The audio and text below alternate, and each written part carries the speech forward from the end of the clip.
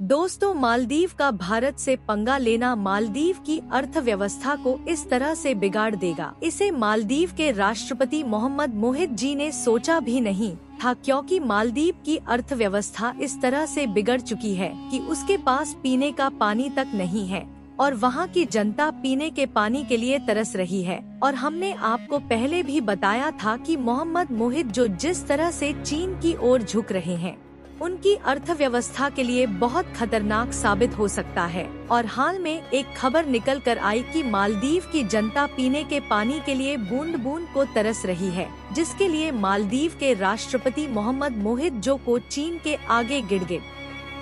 आना पड़ रहा है। आपको बता दें कि जब साल 2014 में इसी तरह मालदीव में पानी की कमी हुई थी, तो उस समय भारत ने मालदीव में लगभग 1200 टन पानी भेजकर मालदीव की जनता को बचाया था। लेकिन इस बार भारत मालदीव की बिल्कुल भी मदद नहीं करने वाला, क्योंकि मालदीव के राष्ट्रपति ने पहले ही भारत से अपने रिले को खराब कर लिया है।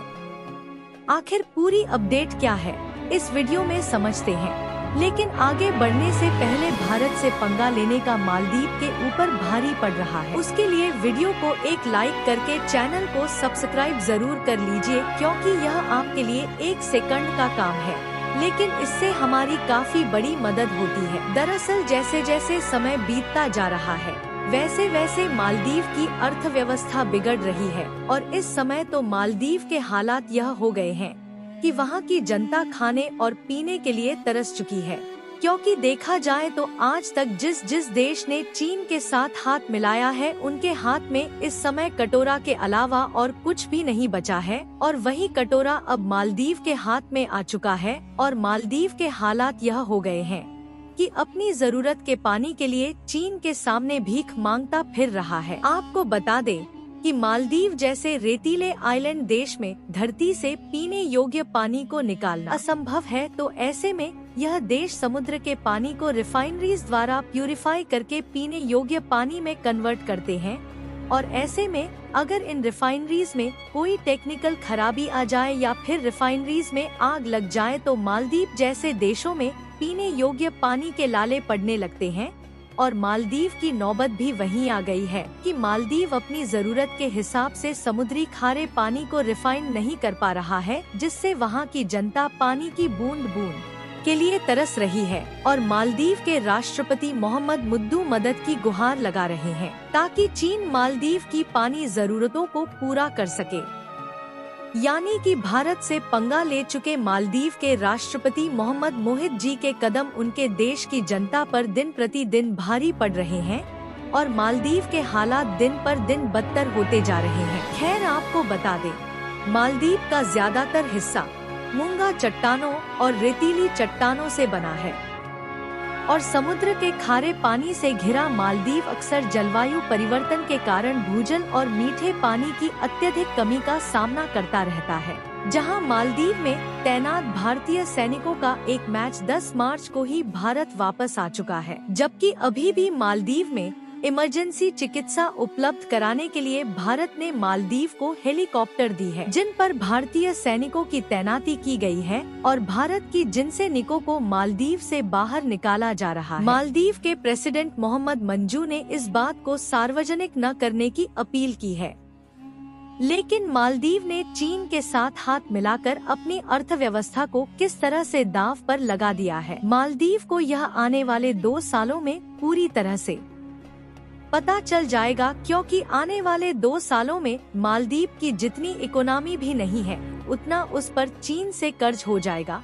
जिससे चीन मालदीव के आइलैंड पर कब्जा करना शुरू कर देगा,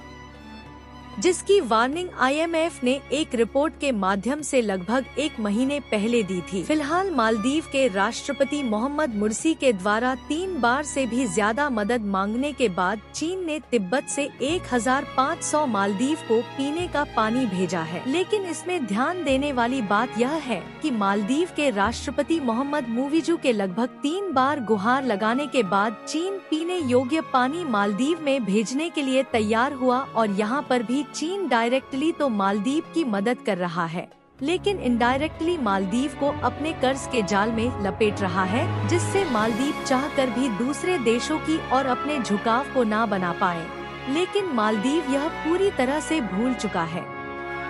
कि अगर साल 2014 में भारत ने पीने योग्य पानी भेजकर मालदीव की मदद ना की होती तो मालदीव जहां का तहां चला गया होता। फिलहाल देखा जाए तो मालदीव को चीन की ओर से मदद का यह पहला मामला नहीं है, बल्कि साल की शुरुआत में जब भारतीय पीएम नरेंद्र मोदी पर की गई आपत्तिजनक टिप्पणी के बाद भारतीयों ने मालदीव जाने का बहिष्कार करना शुरू किया था, तो टूरिस्ट पर निर्भर मालदीव को चीन से मदद मांगनी पड़ी थी। मालदीव ने चीन की सरकार से मदद मांगी थी कि चीन मालदीव की यात्रा करने के लिए ज्यादा से ज्यादा टूरिस्ट को भेजें, और इसके अलावा इसी साल मार्च में मालदीव ने चीन के साथ सैन्य समझौता किया था,